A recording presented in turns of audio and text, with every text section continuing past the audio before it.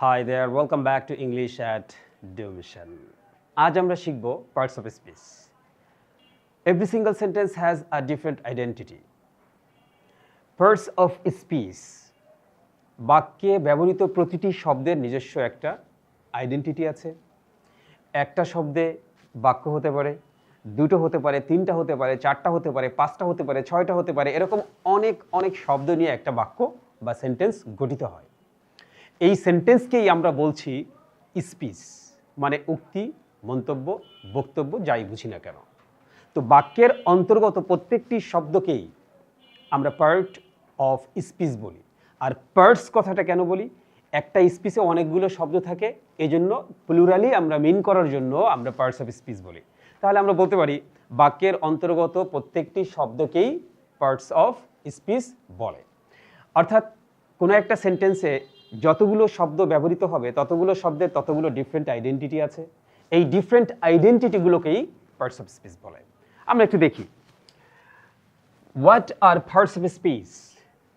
Words are divided into different classes according to their use in a sentence.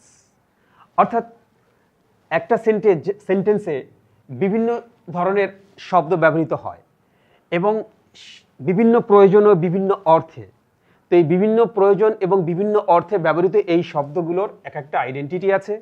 This classes are called parts of speech. এই আইডেন্টিটিগুলোকে, এই শ্রেণীগুলোকে বলা হয় parts of speech. সোজা কথায় বাক্যের অন্তর্গত প্রত্যেকটি শব্দকেই পার্ট অফ স্পিচ বলে, আর সবগুলো শব্দকে একসাথে পার্টস অফ স্পিচ বলে। বুঝতে পেরেছ? এখন আমরা যদি এটার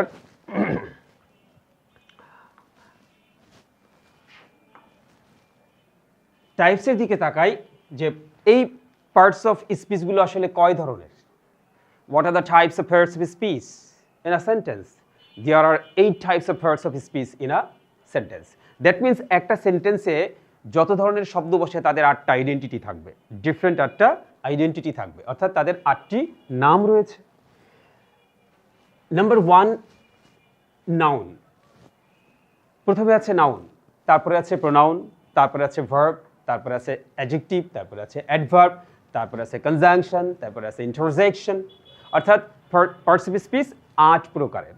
আমরা প্রথমে কথা বলবো নাউন নিয়ে। Noun is a naming word of a person, place, thing or idea. কোনো ব্যক্তি বা স্থান বা বস্তু বা গুণ কোনো কিছুর নামকেই নাউন বলে। অর্থাৎ বাংলায় এটাকে নামপদ বা বিশেষ্যপদ বলে। অর্থাৎ নাউন হচ্ছে একটা নেমিং ওয়ার্ড, কোনো কিছু নাম। যেমন আরমান লাভস আইসক্রিম দেন slip, Dhaka never slips.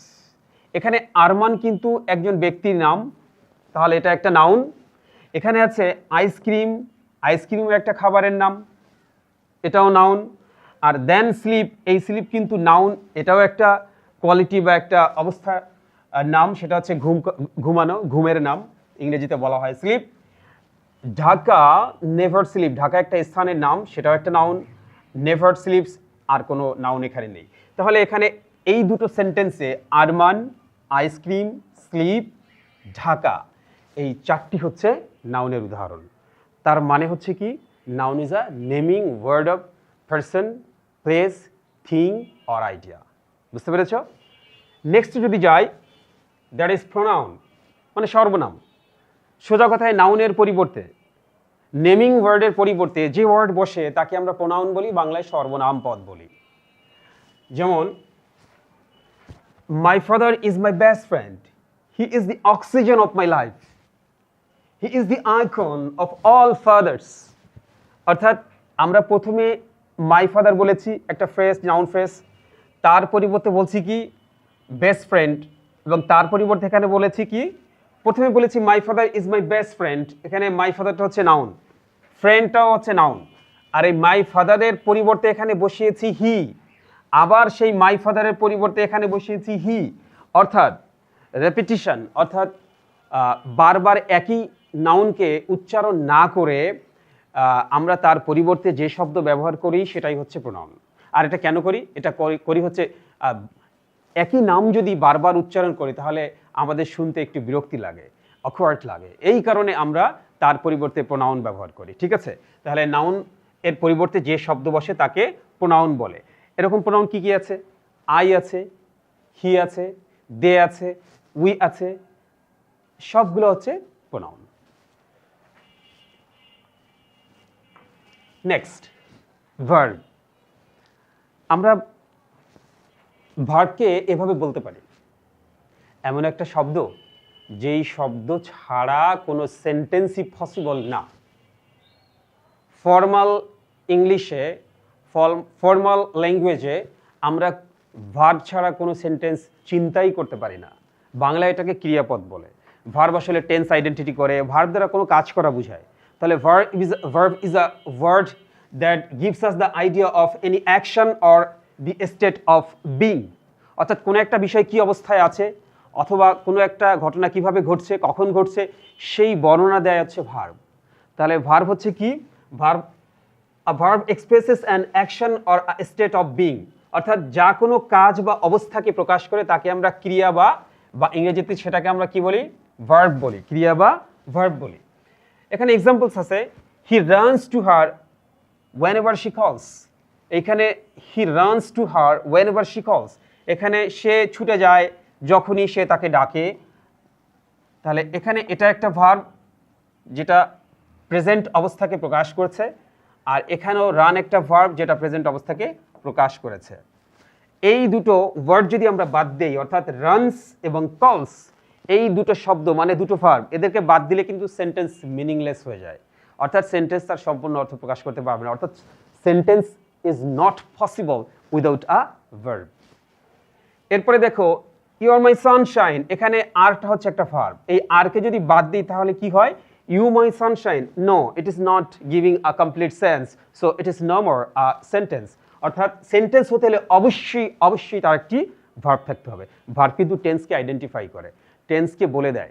Verb দিয়ে আমরা কিন্তু যে টেন্স রয়েছে 12 প্রকারের, সব টেন্সকে চিনতে পারি এই ভার্ব দিয়ে। তার অর্থ হচ্ছে এই ভার্ব ছাড়া কোনো সেন্টেন্স হয় না। সো ভার্ব দ্বারা আমরা নেক্সটে adjective. What is adjective? Adjective is a word that qualifies a noun, that modifies a noun, that describes a noun। অর্থাৎ নাউন বা প্রোনাউনের দোষ, গুণ, অবস্থা, সংখ্যা, পরিমাণ ইত্যাদি প্রকাশ করে যে ওয়ার্ড দ্বারা, তাকেই আমরা অ্যাডজেক্টিভ বলি। অর্থাৎ adjective is a word that describes a noun or pronoun. অর্থাৎ নাউন বা প্রোনাউনের দোষ, গুণ, অবস্থা, সংখ্যা, পরিমাণ ইত্যাদি প্রকাশ করে যে ওয়ার্ড, সেই ওয়ার্ডকে আমরা কি বলি? অ্যাডজেক্টিভ বলি। এখন দেখো, a beautiful girl with a sweet smile waved at him. একটা সুন্দর একটা মেয়ে যার সুইট স্মাইল রয়েছে, সে কি করেছে? ওয়েভড অ্যাট হিম, তার দিকে ইশারা করেছে বা হাত নাড়িয়েছে। তাহলে এখানে ওয়েভটা হচ্ছে আমার ভার্ব, আর বিউটিফুল গার্ল, এখানে গার্লটা হচ্ছে আমার নাউন, সেই নাউনকে মডিফাই করেছে যে, সে হচ্ছে কি? বিউটিফুল। আর এখানে আবার দেখো সুইট, এই সুইট আবার মডিফাই করেছে কাকে? স্মাইলকে। তাহলে অ্যাডজেক্টিভ কি করে? অ্যাডজেক্টিভ হচ্ছে একটা মডিফাইং ওয়ার্ড, যে নাউন বা প্রোনাউনের দোষগুণ, অবস্থা, সংখ্যা প্রকাশ করে। তাহলে এখানে বিউটিফুল করেছে গার্লকে মডিফাই, তাহলে বিউটিফুল হচ্ছে অ্যাডজেক্টিভ, আর সুইট করেছে স্মাইলকে, এজন্য sweet adjective. He joined the party, এখানে কিন্তু কোনো অ্যাডজেক্টিভ নাই, ঠিক আছে? হি জয়েন্ট দি পার্টি, এখানে কোনো অবজেক্ট নাই, এটা জাস্ট একটা এক্সাম্পল, এটা আমাদের দেখার ইস্যু না। তাহলে যে ওয়ার্ড দ্বারা নাউন বা প্রোনাউনের দোষ, গুণ, অবস্থা, সংখ্যা, পরিমাণ ইত্যাদি প্রকাশ করা হয়, সেই ওয়ার্ডকে অ্যাডজেক্টিভ বলে। যেমন আমি যদি বলি, he bought a new car,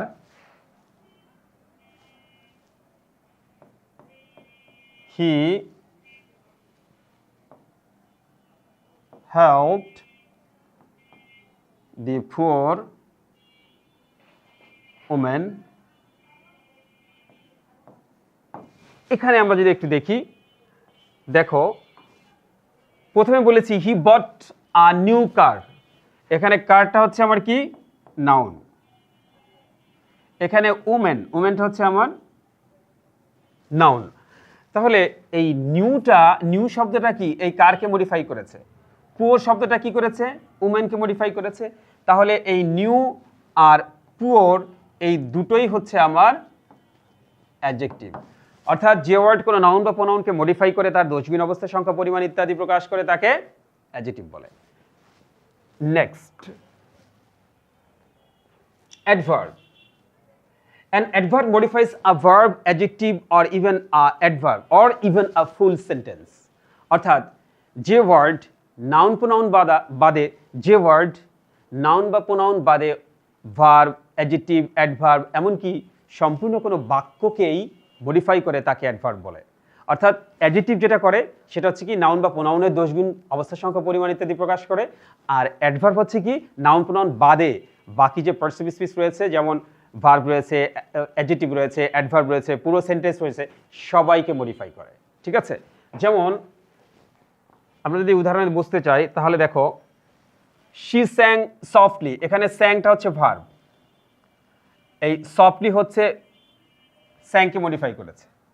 একটা জিনিস মনে রাখবে, মূল ভার্বকে কখন, কোথায়, কেন, কি জন্য, কিভাবে, কখন, কোথায়, কেন, কি জন্য, কিভাবে ইত্যাদি দ্বারা প্রশ্ন করলে যে উত্তর পাওয়া যাবে সেটাই হচ্ছে adverb.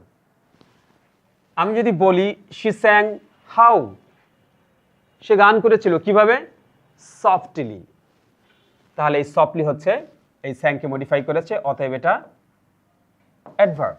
And the knight listened quietly, কোয়াইটের সাথে অ্যাডজেক্টিভের সাথে এলওয়াই যুক্ত হয়েছে কোয়াইটলি, এবং রাত শুনেছিল সেটা কোয়াইটলি। এখন আমি এই ভার্ব লিসেনকে যদি প্রশ্ন করি যে দি নাইট লিসেন্ড হাউ, আনসার কিন্তু কোয়াইটলি, তাহলে কোয়াইটলি এখানে অ্যাডভার্ব। আবার হি ওয়াকস ফার্স্ট, সে হাঁটে, এটা কিন্তু ভার্ব। এখন ভার্বকে যদি আমি প্রশ্ন করি যে সে কিভাবে হাঁটে, ফার্স্ট, দ্রুত হাঁটে, মানে তাড়াতাড়ি হাঁটে, তাহলে এইটা হচ্ছে আমার অ্যাডভার্ব। আবার যদি বলি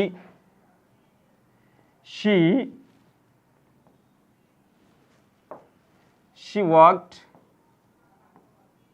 slowly,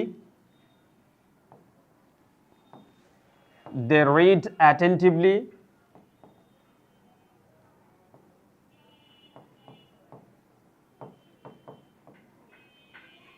তাহলে কিন্তু দেখো কি পাচ্ছি, এটা হচ্ছে আমার ভার্ব, এটা হচ্ছে আমার ভার্ব। তাহলে এই ভার্বকে আমি এখন প্রশ্ন করব she walked how, answer is slowly, তাহলে এই স্লোলি হচ্ছে আমার অ্যাডভার্ব। এই স্লোলি এটাকে মডিফাই করেছে ভার্বকে। আবার যদি বলি দে রিড হাউ, অ্যাডভার্ব, এটা হচ্ছে এই ভার্বকে মডিফাই করেছে। তাহলে ভার্বকে যদি কেউ মডিফাই করে সে কি হয়ে যায়, অ্যাডভার্ব হয়ে যায়। তাহলে স্লোলি, অ্যাটেন্টিভলি, অ্যাডভার্ব। এবার আসো প্রেপোজিশন, মানে অব্যয়পদ, যার কোনো ব্যয় নেই। A preposition shows the relationship বা the relation between a noun or pronoun and other words. অর্থাৎ নাউন প্রোনাউনের সাথে অন্যান্য ওয়ার্ডের একটা সম্পর্ক তৈরি করে অব্যয়। বাংলা সংজ্ঞায় কি আছে, যে ওয়ার্ড কোনো নাম বা সর্বনামের সঙ্গে বাক্যের অন্য শব্দের সম্পর্ক প্রকাশ করে তাকে প্রিপোজিশন বলে। অর্থাৎ নাউন বা প্রোনাউনের সাথে বাক্যের অন্যান্য শব্দের যে কানেকশন ক্রিয়েট করে বা সম্পর্ক স্থাপন করে তাকে প্রিপোজিশন বা অব্যয় বলে। যেমন কি কি আছে, to, in, at, for, beside, against, এগুলো হচ্ছে সব preposition. Out, inside, beside, under, below, above, up, সবগুলোই হচ্ছে প্রিপোজিশন। এখন আমি একটু এক্সাম্পলে দেখি, the cat is on the sofa, এই দি সোফা হচ্ছে নাউন আর এই অনটা হচ্ছে প্রিপোজিশন। তাহলে এই নাউনের সাথে বাকি শব্দের কানেকশন ক্রিয়েট করেছে কে, সংযোগ স্থাপন করেছে কে, ওয়ান, তাহলে অনটা হচ্ছে প্রিপোজিশন। আবার দেখো এখানে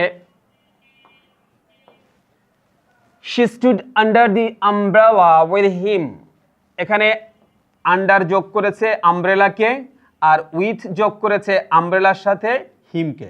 তাহলে এই দুটোই প্রিপোজিশন। তাহলে প্রিপোজিশন হচ্ছে কি, এমন একটা শব্দ যে নাউন বা প্রোনাউনকে সেন্টেন্সের অন্য ওয়ার্ডের সাথে যোগ করে, সংযুক্ত করে। ঠিক আছে? Next, conjunction. এটার বাংলা অর্থ হচ্ছে সংযোজক পদ, এটাও কিন্তু যোগ করে। ডেফিনেশনে আছে, a conjunction joins words, phrases or clauses. অর্থাৎ সংযোজক এমন একটি শব্দ যা শব্দ, শব্দগুচ্ছ বা খণ্ডবাক্যকে যুক্ত করে।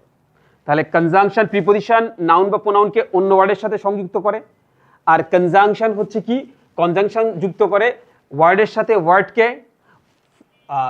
ফ্রেজের সাথে অন্য ওয়ার্ডকে, এবং দুটো ক্লজকে, মানে আলাদা দুটো ক্লজ বা আলাদা দুটো বাক্যকে যোগ করে। তাহলে আমরা এক্সাম্পলে দেখতে পাই একটু পার্থক্য প্রিপোজিশন এবং ক্লজের ভিতরে আছে। প্রিপোজিশন কি করে, নাউন প্রোনাউনের সাথে অন্য কারো যোগ করে, ওয়ার্ড যোগ করে, আর কনজাংশন ওয়ার্ড যোগ করে, ফ্রেজ যোগ করে এবং দুটো ক্লজকে যোগ করে বা দুটো আলাদা সেন্টেন্সকে যোগ করে। ঠিক আছে, যেটা প্রিপোজিশন পারে না। তাহলে এক্সাম্পলে যদি দেখি, he wanted to go but the rain stopped him. এখানে বাট আছে, এই ওয়ান্টেড টু গো এটা একটা clause, the rain stopped him এটা একটা ক্লজ, এটা ক্লজ 2, এটা clause 1। She is smart and kind, a rare combination. এখানে কাইন্ড একটা ওয়ার্ড, এটা হচ্ছে অ্যাডজেক্টিভ, আর স্মার্ট একটা ওয়ার্ড, এটাও হচ্ছে অ্যাডজেক্টিভ যেটা শিকে মডিফাই করে। তাহলে এখানেও অ্যান্ড আছে। তাহলে এইখানের বাট করেছে he wanted to go and the rain stopped him, এই দুটো ক্লজকে বাট দিয়ে যোগ করেছে, তার মানে কনজাংশন হয়ে গেছে। আর এখানে অ্যান্ড কি করেছে, স্মার্টকে কাইন্ডের সাথে যোগ করেছে, এবং সেই কাইন্ড তাকে এবার কি বলা হচ্ছে, আর রেয়ার কম্বিনেশন। তো কনজাংশনের কাজই হচ্ছে ওয়ার্ড বা ফ্রেজ বা ক্লজকে বা ইভেন দুটো আলাদা বাক্যকে যোগ করা। ঠিক আছে, প্রিপোজিশন শুধু ওয়ার্ড যোগ করে, আর কনজাংশন কি করে, ওয়ার্ড তো যোগ করে, তারপরেই সেটা ফ্রেজ, ক্লজ বা আলাদা বাক্যকেও যোগ করে থাকে। এবার আসো এন্টারজেকশন, অর্থাৎ আবেগ সূচক বা আবেগ প্রকাশক শব্দ বা পদ। এখন আবেগটা কি, যে ওয়ার্ড দ্বারা সাময়িক দুঃখ, উচ্ছ্বাস, আবেগ, কষ্ট, আনন্দ ইত্যাদির প্রকাশ ঘটানো হয়, তাকে আমরা কি বলবো, এন্টারজেকশন বলবো। যেমন ওয়াও, এই বাক্যের শুরুতে দেখো ওয়াও আছে, লাস্টে একটা এক্সক্লামেশন চিহ্ন আছে। আমরা জানি যে এক্সক্লামেশন প্রকাশ করতে বাক্যের শেষে বা ওয়ার্ডের শেষে যে ওয়ার্ড দ্বারা এক্সক্লামেশন প্রকাশ করা হয়, উচ্ছ্বাস বা আবেগ বা অনুভূতি, সেই ওয়ার্ডের শেষে একটা এক্সক্লামেশন মার্ক থাকে বা চিহ্ন থাকে। তো যদি সেগুলো বাক্যের শুরুতে থাকে তাহলে তার পরপরই বসে এবং তারপরে ক্যাপিটাল লেটার দিয়ে শুরু হয়, এজন্য দ্যাটের শুরুতে টিটা বড় হাতের হয়েছে। তারপর আছে উপস, এখানে কিন্তু এক্সক্লামেশন চিহ্ন রয়েছে। তারপর আছে হুররা বা হুরে, এর শেষ পরেও কিন্তু দেখো একটা এক্সক্লামেশন মার্ক দেওয়া আছে। আবার যদি আমি